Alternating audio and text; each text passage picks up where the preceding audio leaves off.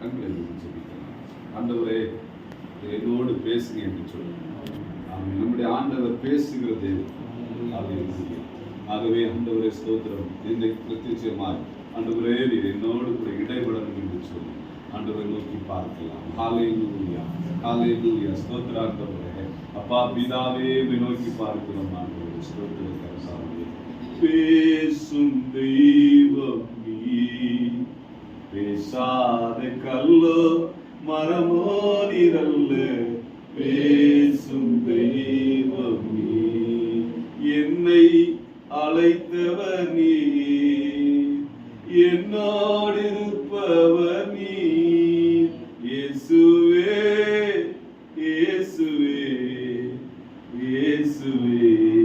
பேசும் தெய்வம் நீ, பேசாத கல்லோ மரமோ நீரல்ல, பேசும் தெய்வம் நீ. மேலே வானத்திலும் கீழே பூமியிலும் சகல அதிகாரங்களை படைத்த எங்கள் அன்பின் நல்ல தகப்பனே உங்களை நோக்கி பார்க்கிறோம். பரிசுத்த ஆவியானவரே, அப்பா திருச்சி பட்டணத்துல நாளிலும் கூட ஆண்டவரே அருமையான ஆண்டவர் ஸ்தோத்திரம், அப்பா ஸ்தோத்திரம் குடும்பங்களோடு அந்த விசுவாச மக்களோடு உம்மை நோக்கி பார்க்கும்படியாகவும் உம்முடைய வார்த்தை நாங்கள் கேட்கும்படியாகவும் நீர் எங்களை ஒன்று சேர்த்த கிருபைக்காக உமக்கு நன்றி செலுத்துகிறோம். பரிசுத்த ஆவியானவர் எங்களோடு கூட இடைபடுவீராக. ஆமென். ஆண்டவர் ஸ்தோத்திர கர்த்தாவே, நீர் பேசுகிறதான வார்த்தை, நீர் எங்களுக்கு தருகிறதான மன்னா ஆண்டவரே இந்த ஜீவிதத்திலே ஆவிக்குரிய வாழ்க்கையிலே ஒன்று கூட கட்டி எழுப்பத்தக்கதாய் ஆண்டவர் கிருபை செய்யணுமாய் செபிக்கிறோம். ஆண்டவரே நீர் முழுவதுமாய் பொறுப்படுத்திக் கொள்வீராக. இயேசு நாமத்தில் செபிக்கிறோம் நல்ல பிதாவே, ஆமென். சந்தோஷமா இருக்கீங்களா? அல்லேலூயா, அல்லேலூயா. கர்த்தருடைய நாமம் மகிமைப்படுவதாக. குறிப்பாக இந்த வாய்ப்பை தந்த இந்த கூடுகையினுடையதான திருச்செவினுடையதான அருமையான போதகர் குடும்பத்திற்கு நான் வாழ்த்துக்கள் நன்றி தெரிவித்துக் கொள்கிறேன். அதோடு கூட இருக்கிற ஒவ்வொரு விசுவாச மக்களுக்கும் ஆண்டவராகிய இயேசு கிறிஸ்து நாமத்தினாலே ஆமென் சோதரருக்கு திருச்சி டை சார்பாகவும் என்னுடைய சார்பாக நன்றியை தெரிவித்துக் கொள்கிறேன். அல்லேலூயா, ஆமென் சோதரம். சரி, வழக்கமா எத்தனை மணி முடிப்பீங்க? அதிக பசிங்க கர்த்தருடைய நாமம் மகிமைப்படுவதாக. செல்ஃப் இன்ட்ரோடக்ஷன், அதாவது என்னை குறித்து ஃபர்ஸ்ட் நான் சொல்லிக்கொள்ள விரும்புகிறேன். நான் கன்னியாகுமரி மாவட்டத்திலே சார்ந்தவன். கன்னியாகுமரி மாவட்டத்திலே ஒரு கிறிஸ்தவ குடும்பத்திலே பிறந்ததான நான் சோதரம். எனக்கு 2 அக்கா. மூன்றாவதாக என்னுடைய தாய் வயிற்றில் இருக்கிற போது ஒரு கூடுகைக்கு கடந்து சென்று அந்த கூடுகையில் அந்த கன்வென்ஷன் கூட்டத்திலே அவன் சோதரன் ஜெபித்தார்களாம். ஆண்டவரே, என்னுடைய வயிற்றில் இருக்கிற இந்த குழந்தை ஆண் அதுவும் ஸ்பெசிஃபிக்காக ஆண் குழந்தையாக இருந்தால், 2 பெண் குழந்தை, ஆண் குழந்தையாக இருந்தால் தேவனுடைய ஊழியத்திற்கு நான் அனுப்புவேன் என்று சொல்லி, அது மாத்திரமல்ல இந்த போதகருடைய பெயரை நான் சூட்டுவேன் என்று சொல்லி டிஜிஎஸ் ஐயா அந்த கூடுகையில பொருத்தனையோடு ஜெபித்து சோதரம் என்னுடைய பெயர் ஆண்டவருடைய அந்த தேவ சமூகத்தில் அர்ப்பணித்த விளைவாக ஆண்டவர் என்னுடைய தாயாருக்கு குழந்தை கொடுத்ததுனால தினகரன் என்ற பெயரை எழுதினாங்க சொல்லினாங்க. சோதரம் காலம் கடந்தது. சோதரம்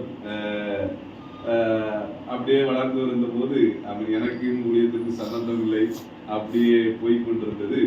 ஆனால் நான் சோதரம் டிரைவர் ஆக வேண்டும், சோதரம் வெளிநாடு செல்ல வேண்டும் என்கிற ஒரு லட்சியத்தோடு டிரைவிங் அப்பவுமே சோதரம் 99 டிரைவிங் முடிச்சுக்கிட்டு இருக்கிற போது, ஆனால் எங்க அம்மா சொல்லுவாங்க, என்னுடைய தாத்தா எங்க அப்பாவுடைய அப்பா ஒரு சர்ச்சினுடைய ஒரு பாஸ்டர். ஆகவே என்னையும் அந்த அப்படியாக பாஸ்டராக உருவாக்க வேண்டும் என்று நினைத்தார்கள். ஆனால் என்னுடைய வாழ்க்கை தடம் புரண்டது. சோதரம் குறிப்பாக ஒரு சம்பவம் என்னுடைய வாழ்க்கையில வந்தது. நான் சும்மா அந்த நாட்கள்ல என்ன வீடுகள்ல டிவி கிடையாதுல்ல. சோதரன் ஒரு ஜங்ஷன்ல டிவி பார்த்து கொண்டிருக்கிற போது அப்பொழுது ஒரு நபர் கடந்து செல்கிறார். பார்த்தாச்சுன்னா அவங்க இந்த கட்டிங் ஸ்டெப் கட்டிங் போடுவாங்க. அப்ப நான் அந்த காமெடியை பார்த்து சிரித்துக் கொண்டிருந்தேன். அவரை நினைச்சிட்டாரு என்னதான் பார்த்து சிரிக்கிறாரு அப்படின்னு சொல்லிட்டு என்னை அடிக்க வந்த போது என்னுடைய சகோதரர்கள் அவரை அடித்து பல்ல அடித்து அப்படியெல்லாம் சம்பவம் ஆகி 2 நாள் நான் நினைச்சுட்டேன்னா ஊரை விட்டே போய் ஒழிக்க வேண்டிய ஒரு சூழ்நிலை ஆகிடுச்சு. இவ்விதமாக நடந்து கொண்டிருக்கிற நாட்கள்ல என்னுடைய தாயாரோடு பேசிக் கொண்டிருக்கிற போது சொன்னாங்க, அப்படின்னு சொல்லிட்டு மகனே, நான் உன்னை ஊழியத்திற்கு அர்ப்பணிச்சு நீ ஊழியத்தை செய்யல, அந்த ஊழியத்தை செய்யணும் என்று சொல்லி அந்த காலகட்டத்திலே நண்பர் மூலமாய் வேதாகம கல்லூரிக்கு கடந்து வரவும் ஆண்டவரை பற்றி வேதாகம கல்லூரியில வந்து அறிந்து கொள்ளவும் ஆண்டவர் கிருபை செய்தார். நான் சுருக்கமாய் சொல்லி அவன் விரைவாக நான் சொல்லி கொள்கிறேன். அவ்விதமாக நான் வேதாகம கல்லூரியில வந்துதான் ஞானஸ்தானத்தையே பெற்றுக்கொண்டேன். எல்லாரும் எனக்கு முன்னதாக வந்தவங்க நல்ல ஆவியில நிரம்புகிறவராய் பரிசுத்த ஆவியில நிரம்பி அப்படின்னு சொல்ற வேத வசனங்கள் எல்லாம் அவங்க அப்படின்னு சொல்ற நான் வந்து திருவண்ணாமலை என்கிறதான அந்த மாவட்டத்துல தான் வேதாகம கல்லூரி 1ஆம் ஆண்டு நான் பயின்றேன். அப்பொழுது அப்படின்னு சொல்றேன் எனக்கு ரொம்ப கஷ்டமா இருந்தது. ஏன்னா எல்லாருமே நல்லா பாடுவாங்க, இது பண்ணுவாங்க. ஆனால் எனக்கும் என்ன செய்யாது, பெரிய அளவில் கிறிஸ்தவ குடும்பமா இருந்தாலும் அப்படின்னு சொல்றேன் நாட்கள் போனது. 3 ஆண்டுகள் வேதாகம கல்லூரியை முடித்தேன். முடிக்கிற போதே பல நெருக்கங்கள், பாடுகள், உபத்திரவங்கள் பார்த்தாச்சுன்னா ஆண்டிப்பட்டி பகுதியில் ஊழியம் பண்ணோம். இப்படியா ஊழியம் என்பது கன்னியாகுமரி மாவட்டத்தில் கடைசியாக 2004ஆம் ஆண்டு அவன் கடந்து சென்ற போது அங்கே 3 மாதங்கள் குளச்சல் பகுதியிலே அஞ்சாலி என்கிற ஒரு கிராமத்துல ஊழியத்திற்காக கடந்து சென்றேன். அப்பொழுது நான் வந்து அகஸ்டின் ஜெபக்குமார் ஐயாவுடைய செய்தியை கேட்கிற மாத்திரம் நாங்க சவுண்ட் வச்சு அந்த பாக்ஸ்ல எல்லாரும் கேட்க அப்படி டீ கடை பார்த்தாச்சுன்னா எல்லாரும் கேட்கறதுக்கு சவுண்டை வச்சு அவர் தான் தெரியுமே பயங்கரமா பேசுவார். ஆக இந்த வார்த்தையை நினைச்சுக்கிட்டு முதலாவது என்னை பொண்ணு பார்க்க வரும்போது அவன் ஒய்ஃபு சொன்ன உடனே மாமனை அவங்க என்னுடைய ஒய்ஃபுடைய அப்பாவை செக் பண்ணுவதற்காக அனுப்பிட்டார். அப்பொழுது என்னுடைய அந்த நான் அப்பதான் ஊழியத்தில் ஆரம்பம் பார்த்தாச்சுன்னா விரல் விட்டு எண்ணக்கூடிய 4 பேர் 5 பேர் தான் ஆரம்பிக்கு வருவாங்க. நடந்தது என்ன தெரியுமா, அன்றைக்கு பார்த்து எனக்கே தெரியாம என்னுடைய மாமாவை அனுப்பி வச்சிருக்காங்க இந்த ஊழியத்தை போய் பார்க்கணும் அப்படின்னு. அன்னைக்கு பார்த்தாச்சுன்னா எங்க ஊழியத்துல இருந்து ஒரு 8 கிலோமீட்டர் தள்ளிக்கு வேன் பிடிச்சு போவாங்க, அந்த டக்கர் பிடிச்சு போவாங்க. அவங்க என்ன செஞ்சுட்டாங்கன்னா டக்கர் வராதனால இங்க வந்துட்டாங்க சர்ச்சுக்கு.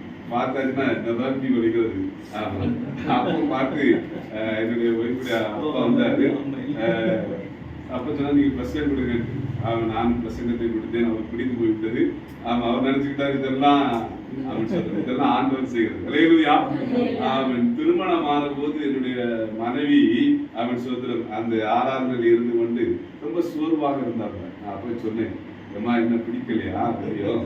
ஆமா சொல்றேன், இந்தி வேண்டாம் வேற ஏதாவது ஒரு சர்ச்சுக்கு போயிட்டு வா. ஏன்னா நான் அப்ப சொன்னேன் காணிக்கெல்லாம் எழுதி வைக்கணும் அப்படின்னா கொஞ்சம் பேர் தான் வருவாங்க.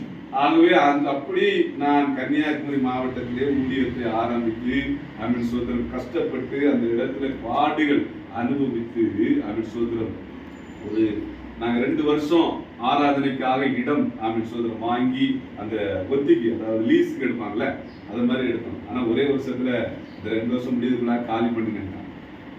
அந்த டைம்ல ஒரு இடத்தை வாங்கி காடாய் உள்ளா இருந்த ஒரு இடத்தை வாங்கி அமின் சோதரம் அதை கட்டி கொண்டு நடத்தி வந்தோம். ஆனால் காலம் உருண்டோடியது. அந்த ஓலை செட்ல பார்த்தாச்சுன்னா ஆராதிக்கு எங்களோடு கூட இருந்த சகோதரிகள் நாங்களாம் ஒரு முறை ஜோமணி கொண்டு ஒரு பாம்பு இருந்துச்சு. அவ்வளவு அந்த பட்ட இடம். அப்படிப்பட்ட இடத்துல அவன் சோதரம் ஆண்டவர் நல்ல ஒரு ஆலயத்தை அவன் கட்டுவதற்கு கிருபை செய்தார். அவன் நல்ல முறையில் ஆராதனை நடத்தி கொண்டிருந்த போது சுவிசேஷ விரோதிகள் ஆண்டவரை பிடிக்காதவர்கள் கடந்து வந்து இந்த இடத்திற்கு அவன் பெர்மிஷன் இருக்கிறதா நீங்கள் கட்டி ஆராதிக்கிறதை சொல்லி கேட்டாங்க. எங்க ஒன்றும் தெரியல. திடீரென ஞாயிற்றுக்கிழமை போலீஸ் வருகிறது, காவல்துறை அதிகாரிகள் வந்து நீங்கள் உங்களுடைய டாக்குமெண்ட்டை எடுத்துக்கிட்டு வாங்கன்னு சொன்னாங்க. அப்போ நாங்க யோசித்துக் கொண்டிருந்தோம் என்ன செய்வது அப்படின்னு சொல்லி. நைட்டு 12 மணிக்கு ஏதோ ஒரு திருடனை கொலைகாரனை அவன் அரெஸ்ட் பண்ணது போல அவன் கைது பண்ணுவதற்காக நைட்டு 12 மணிக்கு அவன் வீட்டின் கதவை வந்து தருகிறான். தினகரன் வெளியே வா, தினகரன் வெளியே வா. என்னுடைய மகனுக்கு இது ஒண்ணுமே தெரியாது. அவன் தூங்கி கொண்டிருக்கிறான். டார்ச் அடிச்சு பாக்குறாங்க. ஏன்னா அதற்கு முன்பதாக முதல் வாரத்திலேயே ஒரு பாஸ்டரை பிடித்து அடித்து அரெஸ்ட் பண்ணி எழுதி வாங்கிட்டாங்க. நான் இனி கூட்டம் நடத்த மாட்டேன் என்று சொல்லி. இதெல்லாம் என்னுடைய மனதில் இருந்தது. உடனே என்ன செய்வதென்று தெரியாமல் ஒரு சில சட்ட ஆலோசகர்கள் போதகர்களெல்லாம் போன் பண்ண போது, நீங்க ஒருபோது கதவை திறக்காதீர்கள், உள்ளே இருங்கள், அவர்கள் உடைத்து திறந்து கொண்டு போகட்டும் சொல்லி. ஆனால் காலை 5 மணி ஆன போது நான் ஒரு கள்ளனை போல திருடனை போல போடுறேன் அந்த இடத்துல இருந்து. ஏன்னா கையில பிடிச்சுதான் எழுதி வைக்கிறாங்க.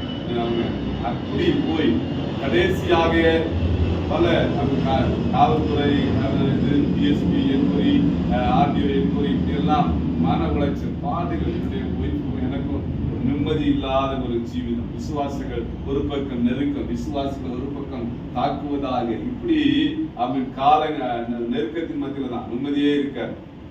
ஏன்னா ஊர் ஃபுல்லா கூட்டிட்டாங்க. இங்க என்ன செய்யக்கூடாது, கூட்டம் நடத்தக்கூடாது, பிரேயர் பண்ணக்கூடாது, தேவனை ஆராதிக்க கூடாது அப்படின்னு சொல்றோம். அதுபோல ஒரு நாள் நான் மனைவி இருக்கும்போது ஒரு தாசில்தார் ஒரு கடிதம் வருகிறது. சட்ட ஒழுங்கு பிரச்சனை ஏற்படுகிறது, ஆகையினால நீங்கள் கூட்டம் நடத்தக்கூடாது அப்படின்னு சொல்றோம். அதை மீறி நடத்தினா என்ன செய்யும், அரசாங்கம். சண்டே காலையில் இருந்தபோது நான் பார்க்கிறேன், பெரிய வேன் போலீஸ் வாகனம் வந்து நிற்கிறது. அதிரடிப்படையை கொண்டு இறக்கி தாக்குறாங்க. ஆக எங்க ஆராதனை கொஞ்சம் பேர் தான் வருவாங்க. இதெல்லாம் பார்க்கிற போது ரொம்ப வேதனையாக இருந்தது. காவல்துறை வந்து எப்படியாவது அரெஸ்ட் பண்ணணும் அப்படின்னு இருக்கிற போது அன்றைக்கு நான் கூட்டம் நடத்தவில்லை.